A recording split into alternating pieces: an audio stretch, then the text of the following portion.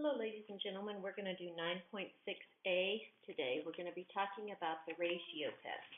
So we are going to use our ratio test to determine whether a series converges or diverges. Alrighty, so let's just jump straight to our ratio test. So that says that the sum of a series it has to be a series, brain and mouth aren't working at the same speed, with non-zero terms. And you'll understand why it can't have zero terms in just a moment. So the first criteria says that the sum of the series is going to converge absolutely if the limit as n approaches infinity, and here's our ratio portion, which says the next term divided by the previous term is less than 1. And notice we're taking the absolute value, so we're not going to manage the alternating signs. Number 2, the sum of the series is going to diverge if the limit as n approaches infinity, absolute value of the next term divided by the previous term is greater than 1 or infinity. So if it approaches either one of those two things, then it's going to diverge. Then the last one says the ratio test is inconclusive if the limit as n approaches infinity of the next term divided by the previous term is equal to 1. And if that were the case, then you would have to, let's see if it makes it better. Ooh, it gets really dark. Maybe we'll turn it back on. If it equals 1, then you would have to choose to do a different test. So the ratio test is going to be particularly, that's a weird word to spell. Hopefully I spelled it right. It's going to be particularly useful for a series that converges rapidly. So that means that when you see factorials, that's an A, or exponentials, then we might want to assume that we're going to have to do the ratio test. Alrighty, so let's just start doing some examples. So your directions say, again, determine the convergence or divergence. All right, so we're going to be given the sum from n equals 0 to infinity of 2 to the n over n factorial. Well, and this has both. It has factorials and exponentials. So I'm going to write that my a sub n is 2 to the n over n factorial. A sub n plus 1, the next term is 2 to the n plus 1 over n plus 1 factorial. So I'm only going to write this once and actually show the division, and then after that we will just flip our fractions as we go. So if I use the ratio test, so it's going to be the next term divided by the previous term. This is going to be the limit as n approaches infinity. Let's see if I cannot turn my computer off this time. And then if I write my ratio, it's going to be 2 to the n plus 1 divided by n plus 1 factorial divided by 2 to the n over n factorial. So usually when you're using the ratio test, you would go straight to the multiplication. But if you can't, that's okay. Sometimes if our brains get confused, we need to do whatever we can to help them. N plus 1 factorial, and then I'm going to multiply it by n factorial over 2 to the n. Okay, so I can simplify this expression. These guys are going to go away, and it's going to leave n plus 1. Alrighty, so when this goes away, hang on, I made a sign mistake in my notes. I have to fix it. Alrighty, so then this is going to be the limit as n approaches infinity, and I'm going to have 2 over n plus 1, and then that's going to equal 0. So when I take the limit of that, nice polite little expression, it's just going to be 0. And then I know that 0 is less than 1. Let me scoot this up a little bit. And since 0 is less than 1, then I can say, therefore, there's my cute little 3 dots, the series converges by the ratio test. And just like other things that we've done, it's important to say why things are doing what they actually do. All right, let's move on to our next example. Directions are the same. So it says I want to do the sum from n equals 0 to infinity of n squared over 2 to the n plus 1 over 3 to the n. And because I have lots of exponents going on, I'm going to use my ratio test. And again, I'm writing it every time just because it helps it to get stuck in our poor little brains, n plus 1 over a to the n. So then, I'm not going to write my terms out in division. I'm just going to go straight to the multiplication. So this is the limit as n approaches infinity. My n plus 1 is going to be n plus 1 squared, 2 to the n plus 1 plus 1, so n plus 2, over 3 to the n plus 1. And then I'm going to divide by the original term, which means I'm going to multiply. The 3 to the n is going to go up here, and the n squared times 2 to the n plus 1 is going to go down there. So then this just gets to be super entertaining. And if you notice, so let's see, 2 to the n plus 2 and 2 to the n plus 1. So when I subtract, I'm going to get 2 to the 1. Okay, so I'm going to write that down. So there's that guy. And then up here, n minus this, so I'm going to get a 3, and he's going to stay down here. Alrighty, so I took care of this guy, and this guy, this guy, and this guy. And then n plus 1 squared divided by n squared, and I'm still just going to get 2/3.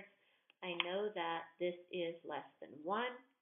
Therefore, we can say that our series is going to converge by, except I forgot the E, the ratio test. Alrighty. Okay, next example. Alright. Same directions. Shocker. So I'm going to have n is equal to 1 to infinity of n to the n over n factorial. And again, I would choose to use the ratio test because I have exponents and factorials going on. My ratio test is the limit of the next term divided by the previous term as n approaches infinity. So as I write that out, my next term is going to be the limit as n approaches infinity of n plus 1 raised to the n plus 1 over n plus 1 factorial. I'm going to multiply by the reciprocal, so this is going to be times n factorial over n to the n, okay? And then if I look at this math, let's see what we can do. This guy and this guy, right? Is that how I want to group them as I'm looking at my stuff? No. So I'm going to put these two guys together and these two guys together, okay? So I'm going to rewrite this a little bit. It's actually kind of cool what this one turns out to be. So this is going to be the limit of n plus 1 raised to the n plus 1 over n plus 1 to the 1, and then times my 1 over n to the n. Well, notice that this turns out to be the limit as n approaches infinity of n plus 1 raised to the n divided by n to the n. And if I do some creative math and factoring, not so creative, it's actually fairly straightforward, I'm going to get 1 plus 1 over n raised to the n. Well, this little guy is pretty cool right here because that is e. So the limit is e, and e is greater than 1. Sad day. Therefore, my series is going to diverge by the ratio test. And if you'll remember, this was how we defined eons ago compound interest, and we said that this approaches e as n approaches infinity. So that's kind of cool that that came back around.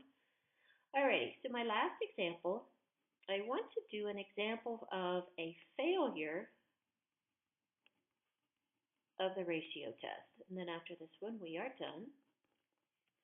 So I want to determine the convergence or divergence, and I'm going to have the sum from n equals 1 to infinity, negative 1 to the n. That makes our alternating series of the square root of n over n plus 1. So I'm going to do my ratio test, which is the limit as n approaches infinity of the next term divided by the previous term. So then this is the limit. Remember, I don't include my alternating sign, so I'm going to have my next term divided by n plus 2, because n plus 1 is n plus 2, and then I'm going to multiply by the reciprocal of my original term, so n plus 1 over the square root of n, and then this is going to equal the limit as n approaches infinity of the square root of n plus 1 over the square root of n times n plus 1 over n plus 2. And if I take the limit, because I can put these two guys under the same radical, so I'll do it down here. I could rewrite this term as the square root of n plus 1 over n. This guy's going to converge to 1. This guy's going to converge to the square root of 1, which is 1. Therefore, my limit as 1. So this would be one of those times when, since the limit as n approaches infinity of a sub n plus 1 over a sub n equals 1, then we would have to say that the ratio test is inconclusive.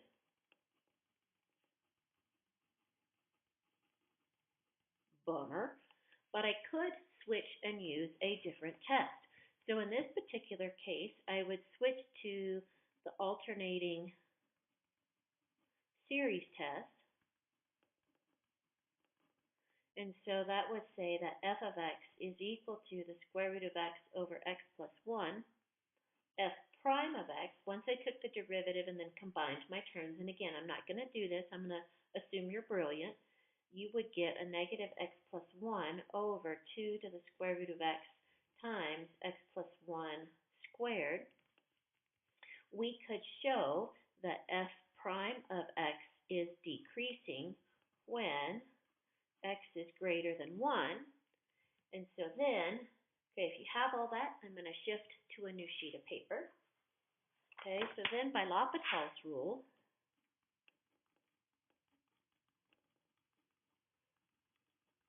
we can do the limit as x, that's an x, approaches infinity of the square root of x over the square root of x plus 1 is equal to, and then if I took the derivative of the top, I'm going to get 1/2 x to the negative 1/2, and then in my denominator.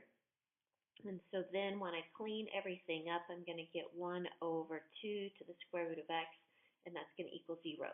And I did not do this completely, so I'm going to assume that you know how to do that. Sorry, the derivative of the bottom is going to be 1/2 x to the negative 1/2, okay? And then we would figure all that out, times the derivative of the inside, which is 1. So I did not do this very politely, okay? So I would tell you to be brilliant and finish L'Hopital's rule, and then when you get down to it, you get to here, and the limit of this is 0. So then we could say, therefore, by the alternating series test, the series converges. All right, and because it converges for one and doesn't converge for the other, we would say that this particular series is conditionally convergent. So again, remember, you need to go back and clean this up very politely. I could bring everything in under my radicals, but I'm assuming that you're brilliant and you can do that. So this is what you get when you're done, and then we can show that it goes to 0. Alrighty, that is it for today. I will see you soon.